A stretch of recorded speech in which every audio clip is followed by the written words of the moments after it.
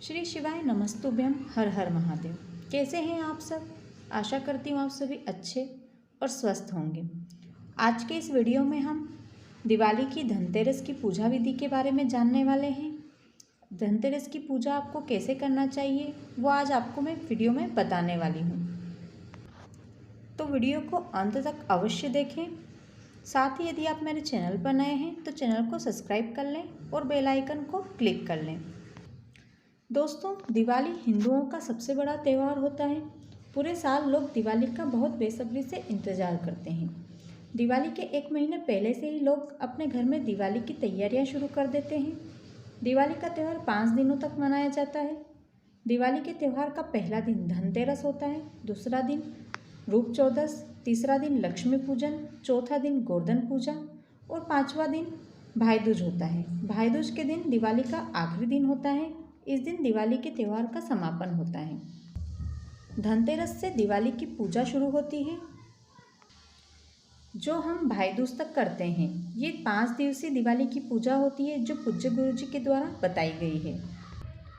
अधिकतर लोग इस विधि के बारे में नहीं जानते हैं। वे केवल लक्ष्मी पूजन के दिन लक्ष्मी माता की पूजा करते हैं। लेकिन आपको धनतेरस से लेकर भाई दूज तक 5 दिनों शाम को प्रदोष काल में लक्ष्मी पूजन अवश्य करना चाहिए। इस पूजा की शुरुआत धनतेरस से होती है। हम धनतेरस के दिन चौकी लगाते हैं। उस चौकी को हम 5 दिन ऐसा ही रखकर 5 दिन उसी चौकी पर माता लक्ष्मी का पूजा अर्चना करते हैं और भाई दूज के दिन लक्ष्मी पूजन करके उस चौकी को हटाया जाता है।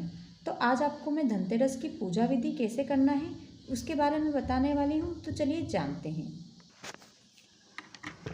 कार्तिक मास की कृष्ण पक्ष की त्रयोदशी तिथि पर धनतेरस का पर्व मनाया जाता है। धनतेरस से दिवाली की पूजा शुरू होती है। धनतेरस से लेकर भाई दूज तक लक्ष्मी पूजा की जाती है। 5 दिनों तक आपको लक्ष्मी पूजा केवल प्रदोष काल में ही करना है, क्योंकि माता लक्ष्मी की पूजा प्रदोष काल में करना ही सबसे अति शुभ माना जाता है। तो सबसे पहले जिस जगह आपको पूजा करना है उस जगह की अच्छे से साफ सफाई कर लें, झाड़ू पोछा कर लें। इसके बाद सादे जल से या फिर आपके पास गंगा जल है तो उस गंगा जल का छींटा उस जगह लगा दीजिए। अब उस जगह आटे और हल्दी से रंगोली बनाएं। आपको रंगोली कलर से रंगोली नहीं बनाना है, आटे और हल्दी की मदद से रंगोली बनाना है, क्योंकि आटा समृद्धि और हल्दी लक्ष्मी वैभव को देता है, इसलिए इनका प्रयोग करना है। इसके बाद रंगोली पर चावल के अक्षत रख दीजिए। चावल के अक्षत रखने के बाद जो रंगोली आपने बनाई है उस पर चौकी स्थापित कीजिए। चौकी पर लाल कपड़ा बिछाइए। अब एक थाली लें, उसमें कुमकुम से स्वास्तिक बनाएं। अब उस थाली में एक चांदी का सिक्का रखें। अब एक से ज़्यादा भी चांदी के सिक्के रख सकते हैं। यदि आपके पास चांदी का सिक्का नहीं है तो आप उसमें सादा सिक्का 1 रुपये, 2 रुपये, 5 रुपये ये भी रख सकते हैं। फिर उस थाली को आप चौकी पर रख दीजिए। अब आटे के घी के 7 दिए लंबी बाती वाले तैयार करें। सातों दियों को एक प्लेट में रख लीजिए। इसके अलावा आपको एक तेल का और एक घी का दिया लंबी बाती वाला अलग से तैयार करना है। ध्यान रहे आपको लक्ष्मी पूजा में लंबी बाती का दिए का ही प्रयोग करना है। आप गोल बाती वाले दिए का प्रयोग लक्ष्मी पूजन में नहीं करें। अब सबसे पहले सिक्कों पर जल का छींटा लगाएं। अब जो सिक्का आपने लिया है उसे थाली में से उठाएं और उसके ऊपर मौली लपेट दीजिए।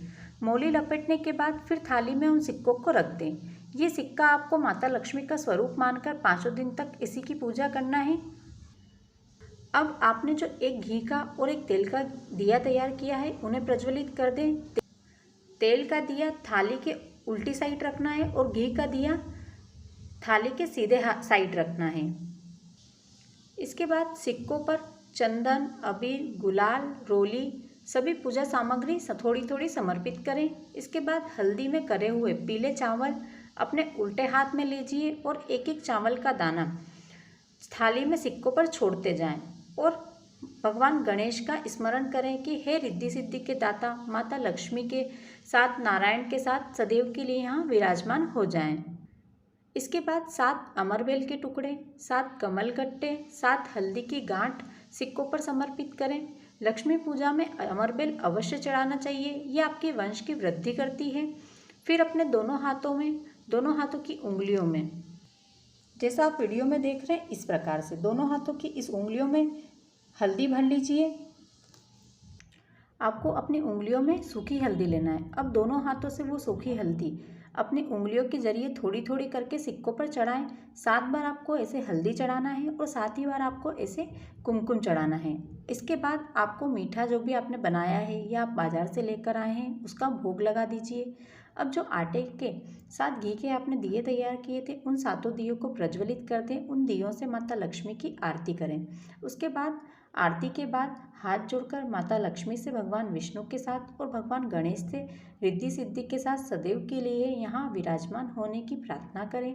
अब अपनी झोली पसार कर धन वैभव प्राप्ति की कामना करें और अपनी झोली को अपनी ओर बंद करते हुए गिरा लीजिए।